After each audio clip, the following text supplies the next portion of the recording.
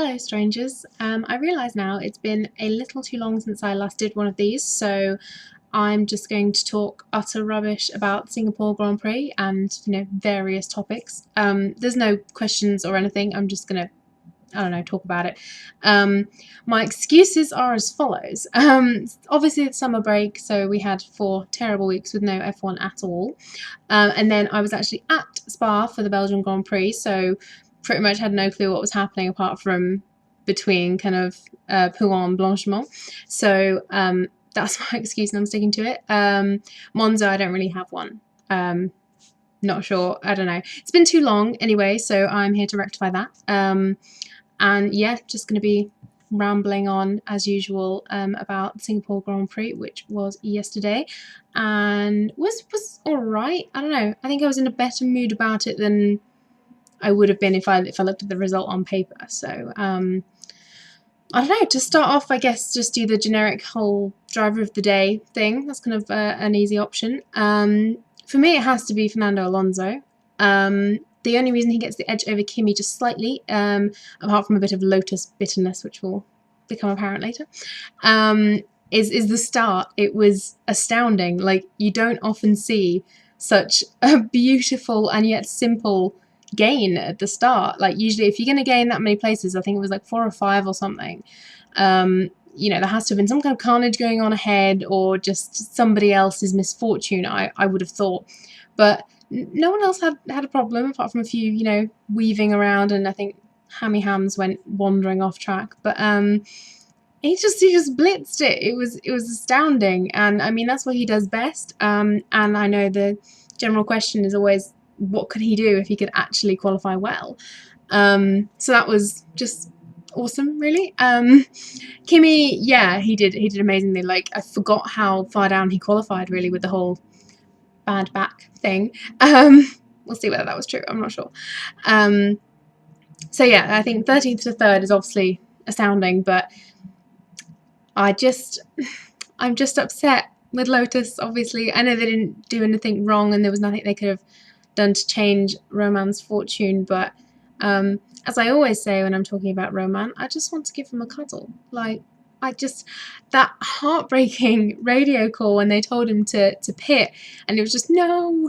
That was just so forlorn, and his little face, and he just wasn't his usual gleeful self, and with good reason. So I think my view of Kimi's race was just a little bit tainted by the fact that could have been Roman up there on the podium if he'd not had this weird air intake problem, whatever it was. And then, yeah, I believe Lotus got fined or investigated or something for having the engine bloke, or was he an engine bloke or a Pirelli bloke? I don't know. The guy fiddling around in the amazing 40-second pit stop of uselessness, who had no safety equipment on or whatever. So that was just a disaster, really. And Roman, of course, was kind of positive in his own way about it, but yeah, I was clearly very upset about my poor lovely giraffe. So yes, Alonso, driver of the day in my opinion, for the start and just for generally being a magician that he is and out driving the car and blah blah blah. So yeah, and moving on to a new feature of mine with the same acronym. I'm going for douchebag of the day. And it was a close call between 2 drivers that I don't like anyway, so it's no surprise here. Although you will all be surprised to learn that Lewis Hamilton is not necessarily a contender today, just because he had such an anonymous race, to be honest, apart from whinging about the tyres. And of course, if Button were the one to whinge about the tyres or grip or understeer, everyone goes, oh my god, he's always moaning, rather than doing his job, reporting back to the team. But when Hamilton moans about how useless the tyres are, nobody comments apart from people being very wounded by the whole thing. So, oh yeah, I love how I was like, oh, Lewis Hamilton, he's not the douchebag of the day, and yet still have a rant about him. So it's close call. I think just about in second place, not because he couldn't win anything anyway, is Paul di Resta, just because he is so average, just so average, and people still insist that he is good enough for a top drive and a top team, and oh, he's so hard done by, and oh, he has such bad luck, and it's, no, He's just average at the best of times. Like, you know, I think his best finish is 4th or 5th, and it's like, well, that just about suits you, you know. The rest of the time, you know, just about scraping to the points, maybe. I mean, I'm not a fan of Force India. I find them a very meh team anyway. But Paul di Resta acting like he's, you know, God's gift and everything. And then just kind of proving us right, well, proving me right, and crashing. So, you know, that was utterly useless and not at all surprising to me. So, yeah, he's in 2nd place. But 1st place for me goes to Nico Rosberg, who, again, I believe is perfectly average, but happens to be in a good car for once. And I'll admit, I kind of, you know, at least he's kind of stepped up a little bit with the Heavenly Hammy Hams as his teammate. He has at least managed to win and get pole position and stuff like that. So, you know, he's just about getting above average in this season, I think, for the first time. But I could not believe the radio call when they were telling him to push. You know, there were plenty of people working for Mercedes all strategizing for him to get him the best result. They told him to push, and he's like, why? And I just thought, because you want to win, because you're, you know, competing in the pinnacle of motorsport, and it should be your true love and passion, and the thing you want most is to win. And the fact that he was just like, oh, why do I have to push? And I was like, why do you have to do your awesome job, you know, and actually just get on with it? And I just thought that was hilarious and, like, actually surprising to me, because I didn't even think he was that much of a douchebag. So, yeah, that for me was just the most ludicrous radio call of the day. So, yeah. Driver of the day, Fernando Alonso. Douchebag of the day, Nico Rosberg. So congratulations to you both. And what else shall we have? Okay, another radio call that did amuse me was Nico Hulkenberg's kind of really high-pitched and oddly clear sort of what when he was told to give the position back to, I can't even remember who it was.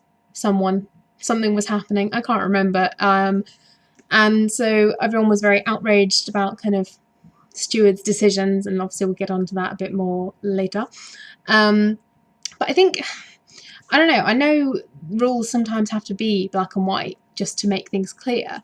And obviously using not the racetrack, going outside of the white lines and being off the racetrack is technically completely illegal, so you should be penalised. Like when Vettel overtook Button, I was obviously all this like, ha, yes, punish him. So I kind of get it a little bit, but there should be certain things taken into account, such as if they didn't go off the track, they'd cause a huge accident. And I think that should be a good kind of caveat to this rule, like, you know, if you're allowed to go off the track sort of thing if you're avoiding an incident. So like when Grosjean was pushed off the track at Belgium, I think, in Belgium? I can't remember, it's all blurring together. You know, if he's getting forced off track, it's like, well, what's he supposed to do? Just turn back on and just straight crash into someone. So I think obviously Hulkenberg had no choice. He had to go off the track to avoid just smashing into everything. And obviously he had bad luck with the fact that whoever he was letting past had been overtaken, so he had to let 2 people past. And I know this is kind of pre-penalty, like the whole letting people past is to avoid you getting a worse penalty, but it did seem a bit ludicrous when it was the safest option was for him to go off the track and into the kind of runoff in the normal Singapore roads.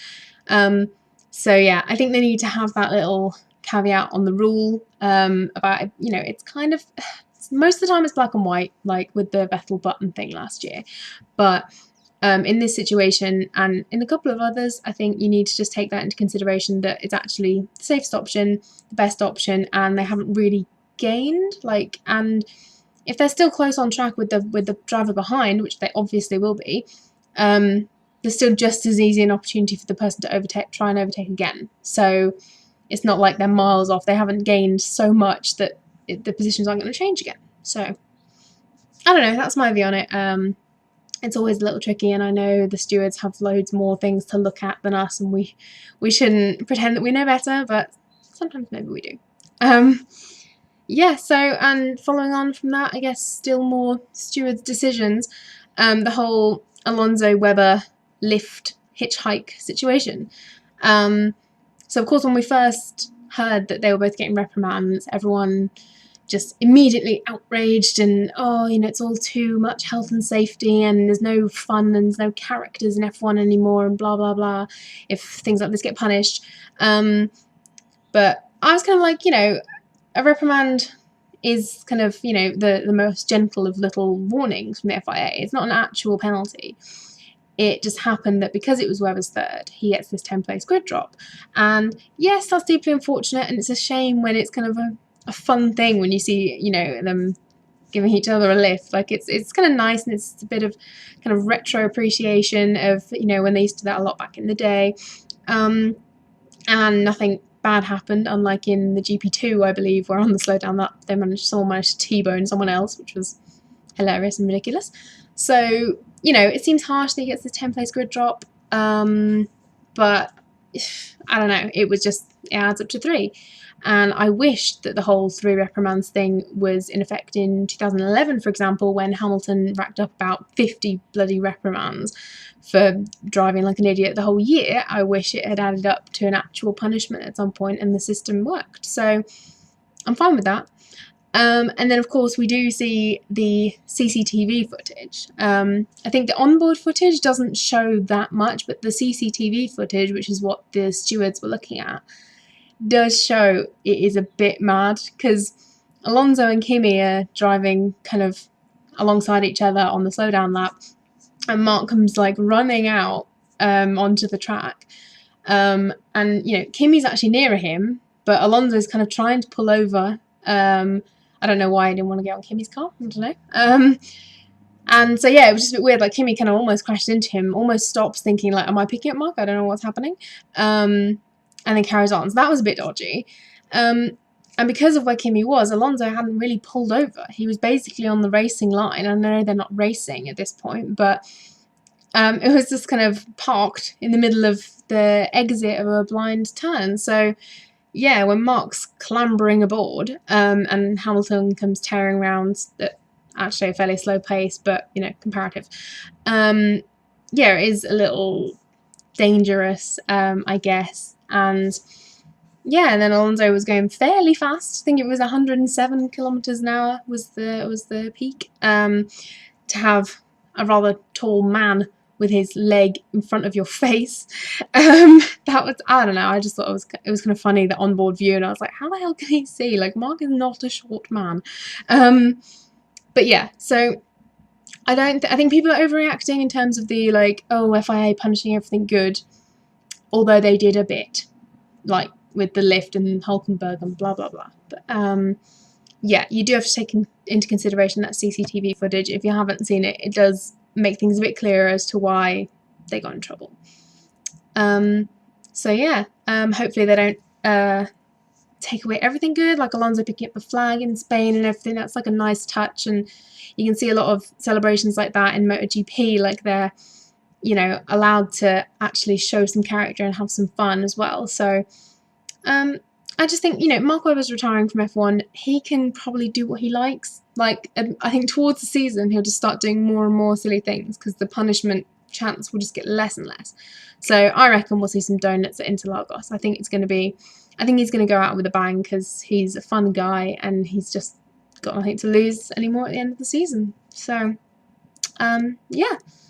I think I'm going to shut up now before I just get out of breath and go off on one. I know that's not every topic that happened in the race, but, Vettel won, Vettel was booed, Martin Brundle smacked everyone down amazingly with the, don't do that, that's not correct. So, yeah, it was an okay race. I mean, yes, Vettel was streaking ahead and that was a bit ridiculous. Shame Button's strategy didn't really work out and he just went backwards, but they still got some points, which is kind of depressingly good for McLaren at this stage.